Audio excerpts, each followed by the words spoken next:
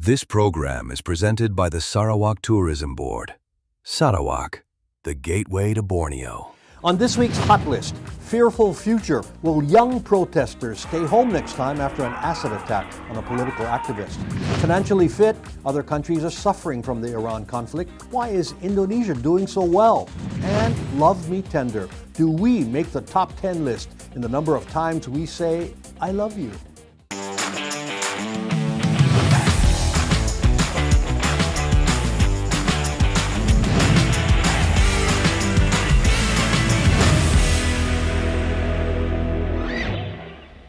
Hello and welcome. This is Hot Indonesia. I'm Dalton Tanonaka in Jakarta. Here are my co-hosts. Sandiaga Uno is a former Minister of Tourism, former Deputy Governor of Jakarta, and soon-to-be Grandpa. And Yenny Wahid is Director of the Wahid Foundation, which promotes pluralism. She is the daughter of the 4th President of Indonesia and the granddaughter of the country's first religion minister.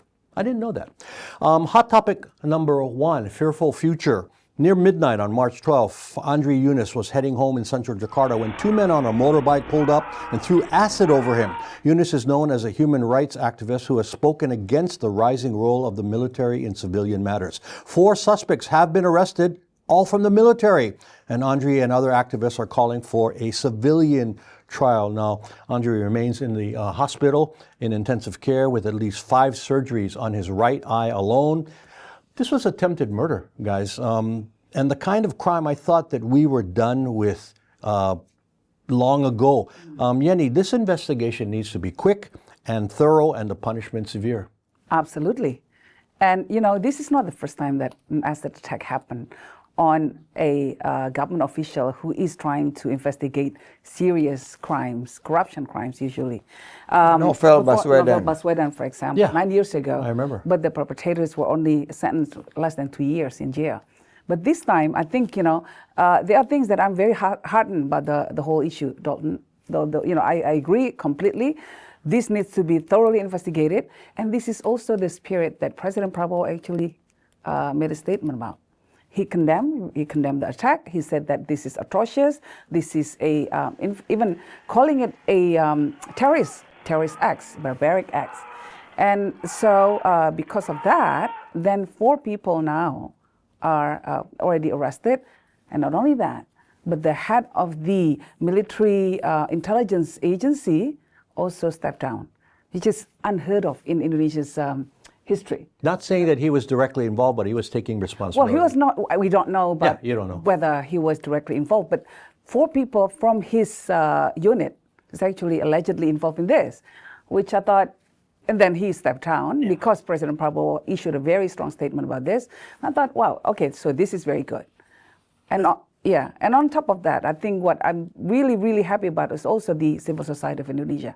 They're very robust, and they remain the bulwark, the stronghold against any attempts to attack democracy in Indonesia. But it's happened again, and that's what's sad about it. San, does this look like I don't think it does, but does this look like an attack on one individual or a warning to others to not speak up?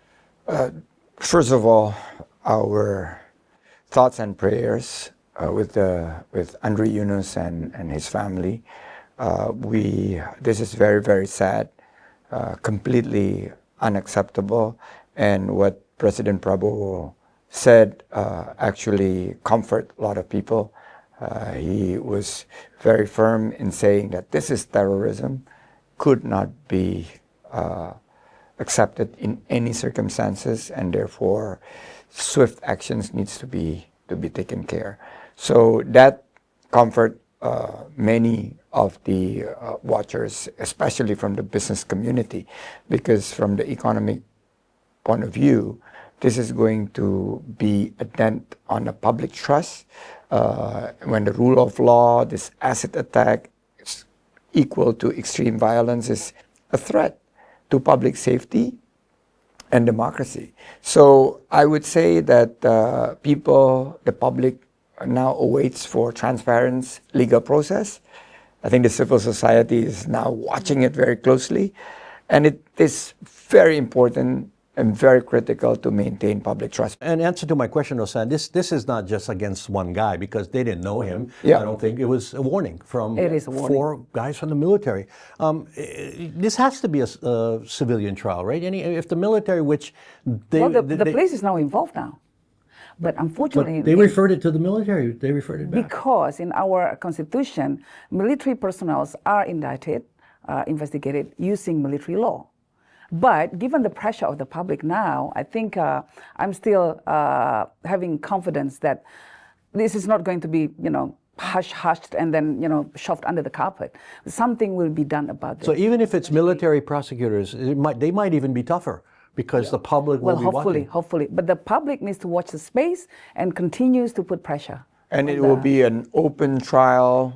I think there will be media covering this. And the president himself say that, strong law enforcement is essential to bring the trust back from the public. Are we heading backwards in our democracy? I mean, in the past year, there's been a spike in violence against not only activists, but journalists and students. I mean, or is this kind of a one-off, Sam? I hope and continue to advocate that this is a one-off rather than a systemic pullback from the SBY days, whereby we, his legacy is making sure that we have the best military personnel carrying and guarding our democracy. And this is something that Indonesia is being recognized in the whole world, that we made the reform back in 97, 98, and now we're carrying it through. So we are watching this closely, and I think it have implications not just on the legal matters, also on the business matters, on the economic matters. Rule of law. Everybody's watching. The rule of law will be upheld here. What would be the best result, Yenny? What would be the last point? Well, the best result is that the perpetrators will get a sentence, heavy sentences.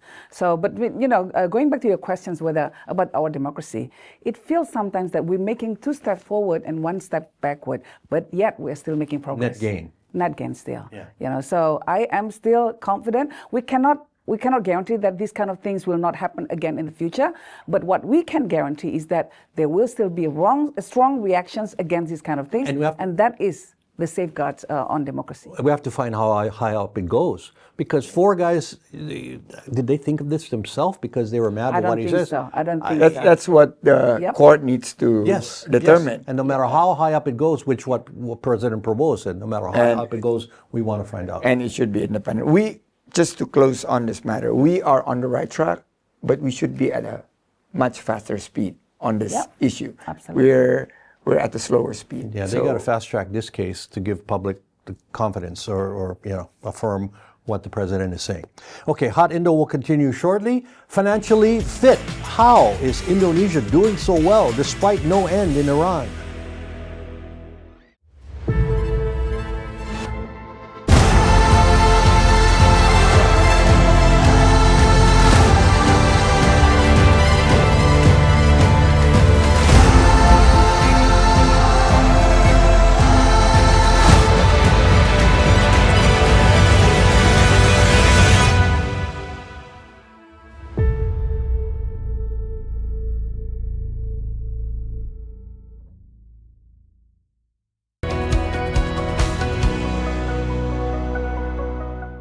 Tanala sendiri merupakan sebuah brand fashion aksesoris yang kita menggunakan limbah kayu pabrik furniture sebagai bahan dasar dari pembuatan produk-produk kami. Banyak sekali hal-hal yang memang kita masih belajar, disitulah dirapihin sama Bu Reni. Bikin laporan keuangan, ada akhirnya momen untuk kita bisa presentasi langsung sama Pak Sandi Uno. Secara omset kita bisa naik lebih dari 80%.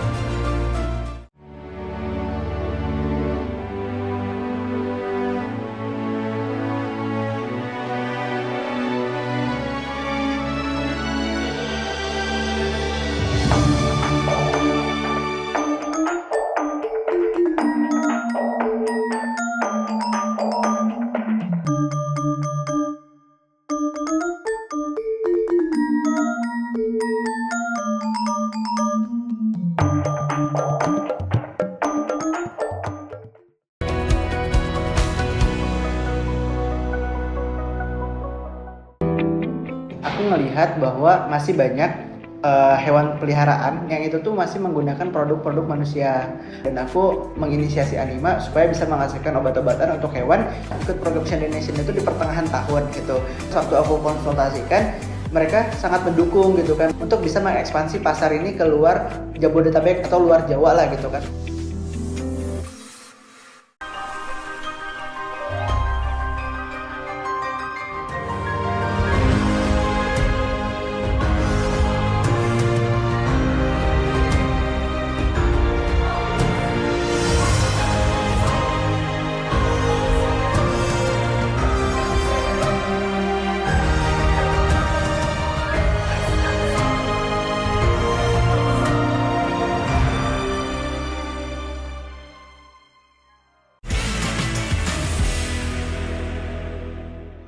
You are watching Hot Indonesia with Yenny, Sandy, and me. Here's hot topic number 2, financially fit. The ongoing conflict in Iran has hit many countries hard. Oil and gas prices sharply higher, consumer goods are more expensive, financial markets are volatile. But one country has been doing relatively okay, Indonesia. And there are several reasons why. Now let's start with fuel, gang. The government here actively subsidizes gasoline at the pumps. We all know that. So, Yenny, or Sandy, let me start with you. We don't see shortages, we don't see long lines and spiking prices like in other countries. Oil prices, financial markets are like yo-yo. And this, the oil prices went up to $100 per barrel, and it should spike up the inflations, but because of the government decision to continue the price regime that we have right now with no price hike, we are basically keeping the inflations under management. We're kind of immune, and the rest of the world is looking at us, and why did your prices go up? And the supply distributions is being kept intact. I think we have about 25 to 30 days worth of supply security, but there is still the risk of this global economic slowdown. So why Indonesia is very resilient? I think what we see is the growth number. And our economy is driven 55% plus by household consumptions. So people are still consuming. People are still optimistic about the economy in the future. So even when global trade slows down, domestic consumption market keeps thriving. It's thriving, and many of these are driven by the small, medium enterprises. And I think the stock market, taking stock at this, they are up 6% since the war started. And 884 trillion, or about close to half of the $1 trillion that was lost, is now regained back after the war started. So Indonesia shows stability, but we do need peace and de-escalations. We cannot hold this for much too long, probably until the end of the year. Finance minister said we can do it. The president is very optimistic. He's making trips to Russia to make sure that we have a new oil supply. So I guess the resilient economy is being contributed by the entire ecosystem. And we just hope that the industry continue to invest. That drives job creations and business opportunities. And they are. Foreign investors are still feeling positive. Now, let's hit the financial markets with our personal financial advisor, Yenny, here. My new financial advisor. I spoke to my plans today, so I've got some. That's what I want to hear. What did your tulip say? The rupiah is, of course, at a historic low. Yeah. No, it's at a historic low, right? It fell below 17,000. But stocks, as Sandy said, have actually moved higher. A week ago, it was up 6%, 2% in the last couple of days. Why such investor confidence in these times? In my opinion, right, as a plant master, so no, but seriously, you take fundamentals into it. We don't want, and people don't think you're crazy talking to plants. She has been right. That's true. Yeah, no matter what the reason, she's right. She said that something's going to big happen after the Chinese New Year, and the war started. Man. Yeah, and something will happen again in July and August. Oh no, don't say that. Anyway, so I think the key to our resilience, like what Sandy said, is that we've got a steady fundamentals. Our fundamentals are very strong. So on top of all this domestic demands, all this macro policy that is quite stable as well, with the rupiah being very stable, and the government is using whatever left of our fiscal room to make sure that the prices don't go up, especially in the gasoline, gasoline and the petrol station, right? And that really keeps inflation under control. But on top of that, we're also seeing regulators and government that is increasingly very responsive. I mean, if you look at the response on the MSCI debacle before, they made the reform. Yeah, they made the reforms. They Morgan increased Stanley, the free float. forecast, the Morgan Stanley. The free floats now increased. More transparency in our stock exchange. So I think investors, they're not looking for perfections. They're looking for predictability. That's what they're looking for, and we provided that. On top of that, I think there's also a silver lining to what's happening on the global stage, and in the case of President Trump's tariffs. Because what happened now, many Chinese manufacturers are actually relocating to Indonesia, looking for a better place to produce and lower costs. And we've got cities, for example, in Central Java, Batang, city of Batang, for example, almost 60% of the factories there is actually from FDIs, especially from China. And so, this led to more consumption, more jobs creations, and government revenue, tax revenue. So this has had great impact on the economy. Yeah, and while we are relatively immune, there is a downside. Now, if this conflict goes on much longer, as you said, hopefully not to the end of the year, there will be serious issues because the government budget will be pushed to the limit with subsidies as they have to make a decision whether and economists have already begun to cut growth forecasts for Indonesia, despite the government here saying we're going to be around 5%. But Dalton, this first quarter will surprise everybody in terms of the growth number. But I don't know, because of the front loading of the government budget. But you are right. The government needs to make some policy adjustments because if this continues, the fiscal room is getting compressed and they don't have many options. So I think several of the something needs to give. Something needs to give. I mean, I hope we don't see long lines at the gasoline pumps and prices spiking. In America, some doubled and tripled in some places, so they're getting squeezed even in the grocery stores. They're paying more than $4 per gallon. In Hawaii, where I'm from, it's up near $8. I think this also something to do with the conversion to electric cars.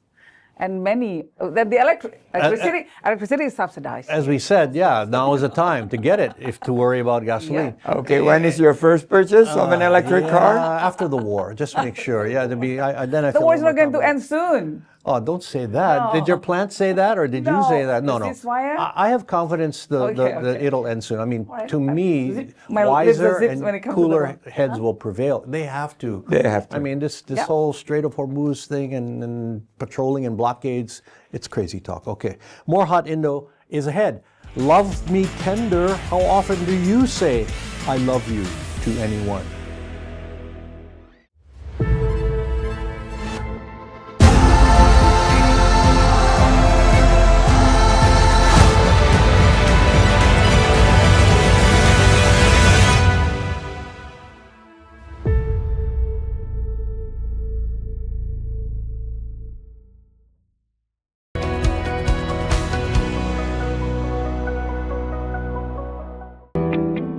Melihat bahwa masih banyak hewan peliharaan yang itu tuh masih menggunakan produk-produk manusia, dan aku menginisiasi Anima supaya bisa menghasilkan obat-obatan untuk hewan ikut program Indonesian itu di pertengahan tahun gitu. Waktu aku konsultasikan, mereka sangat mendukung gitu kan untuk bisa mengekspansi pasar ini ke luar Jabodetabek atau luar Jawa lah gitu kan.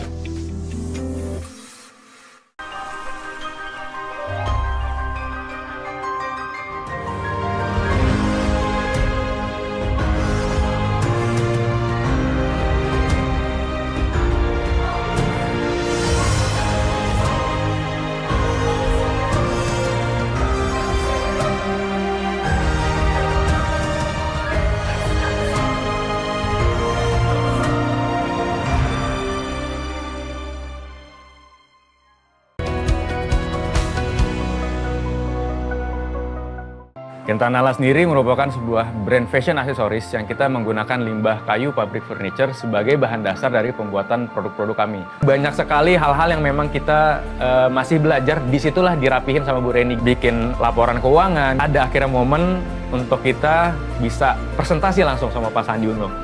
Secara omset kita bisa naik lebih dari 80%.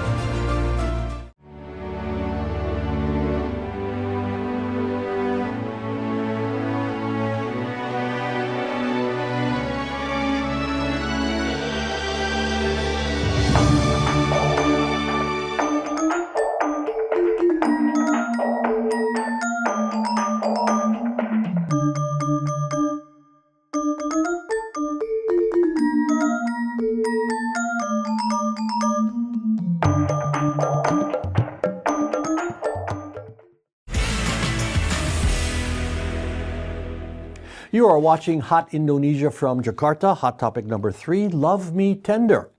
How many times a week do you say I love you?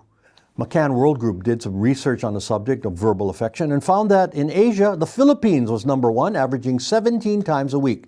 The UAE was right behind at 16 times. Indonesia made the top 10 at 7 times a week. The consumer study said lower frequency countries were likely to show affection through actions rather than words. So maybe Indonesians are more NATO than anything else. But anyway, and not NATO, which is another acronym. Let's break this down, guys. I know people don't understand what the hell I'm talking about, but Indonesia, 7 times a week. That means once daily. Does that sound right, Yenny? You know, it's actually very surprising to me because I think, most Indonesians are not very expressive in their declaration of love, especially in the older generations. My parents, I cannot imagine my parents would say, I love you to the kids. Well, the survey was taken recently, not in your dad's time. It's true. But, even amongst, I think, younger generations as well. Maybe the younger, like Gen Z, maybe they are more influenced by YouTube and movies and Netflix. Maybe, but the way we express our care, especially in the older generations, is by asking whether you have eaten or not. Have you eaten? Like that. Right? That equals I love you. That equals I love you here in Indonesia. Yes. So the first time that I said I love you to my mom, she didn't know how to respond. She just said, okay, so, you too. Okay, so how many times do you say that to your husband or kids? Oh my God, almost like, could be like 5 times a day. Okay, I because give it you're freely, the younger generation. Yeah. Now, the survey Yeah, it's didn't hard. say that it differentiated between different kinds of love, like parental love or saying I love you to your cat or your plants. What is your frequency, Mr. Uno? So I took a poll this morning Among yourself? among our close circle. And the cats. Well, the cats get the most. But anyway, from my drivers to my gardeners, they were perplexed. So that's why I'm so surprised by this research. So I said, because most of our team members are Japanese, I said, how many times you say, the word tresno, which means love in Japanese? They said, very seldom. You don't say tresno. Oh, That's what? like old ancient word. You don't say it. Yeah, it's cinta, right? Tresno karo kamu. No, you don't say it. No, That would be so weird. Yeah. No. But his workers are older. Yeah. older. Yeah. So, but then I found out that this may be the more rural versus city urban. So the urban probably higher, because we don't know the Where the survey, sample was from, where it was, but it shows that the strong social capital that we have. We're very family oriented, warm, high empathy. She said 5 times a day, and it more. brings trust and connection. Romantic, huh? Yeah. And sometimes my husband just grunts back. Anyway. Like Valentine's Day, right? The love songs in Indonesia is so Very good point. and you kept on repeating it, saying it, and it's, I would say, part of the smile. So when Indonesia is known to be smiling, so this love and affection, it brings hospitality, and it's basically bring your emotion up. So I would say that it is our culture, It is the way we say that we're loyal to you, the way we say that, well, I love you is I care for you. And I love you too, Sandy. I love you, Dalton. I Okay, just want to and sing to sincere. you. Aku cinta kepadamu. See? That's the way we sing. And that's a romantic love song. That's I love you. Yeah. Okay, and I think the survey is talking about the generation now, and that's why it Yeah. reflects this. I mean, but 7 times a week is not much. I mean, let's not start Yeah, jumping that's up like for once a joy. day. Yeah, at the most, and you should say that to your kids when you leave the house anyway once, and your spouse And at before least they 2 go or to 3. sleep. Of course, you know I think you can never say I love you too much in this world today, especially in a world where we got war. Whether it's to your parents, your kids, or You your haven't answered us. How many times do you say I love you? well, if And you to whom? if you live alone, it's kind of I don't want to say I love myself too much, you know.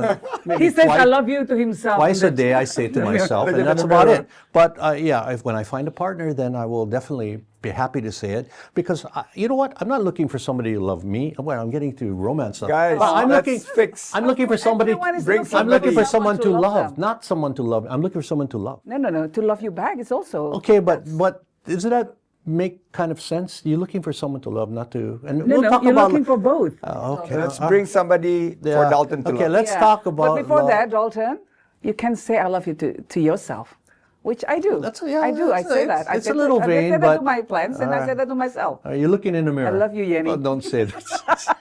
And Sounds weird. You're allowed to. You're Yenny Wahid. Okay. It is feedback time now. And loyal viewer Mario in Quebec, Canada, said this on Facebook. Citizens must speak out loud to make governments understand that they always vote for peace. And T. Yahya in Jakarta praised a certain co-host. Sandiaga is great, resourceful, and articulate. And if you feel strongly about an issue or one of us, contact us at Hot Indo at the indonesiachannel.world. Put your name and city. We want to hear from you. Or comment through our Hot Indonesia or Indonesia Channel X, Facebook, Instagram, and YouTube pages. Please comment. We want them to keep coming. Final words, Yenny. Bullies are everywhere. Classrooms, playgrounds, and yes, even on the global stage. And just like we teach our kids to stand up to them, we need leaders who do the same. So yes, I have a new political crush on Mark Carney, the Prime Minister of Canada.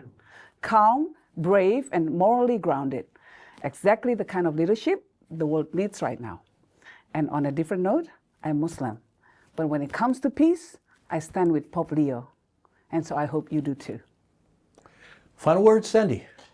Well, Mr. Dalton spilled the beans, already said it earlier. I will be a grandfather in a couple of weeks. So please, I don't know, this having a son or daughter of yourself is different than having a grandkid. And this is like amazing feeling. I'm so looking forward to the moment. So please share the joy with me. Thank you very much. Oh, It's going to be weird to call him congratulations. grandpa. Yeah, okay.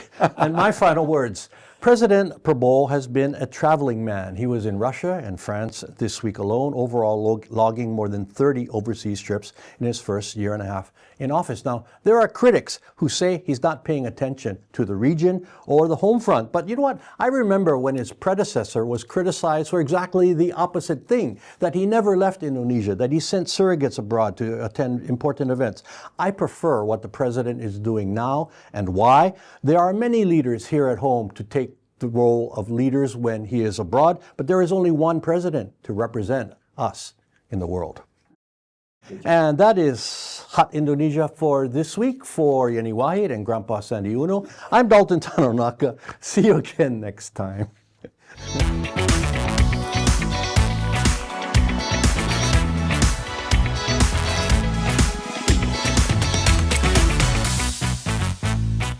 This program is presented by the Sarawak Tourism Board. Sarawak, the gateway to Borneo.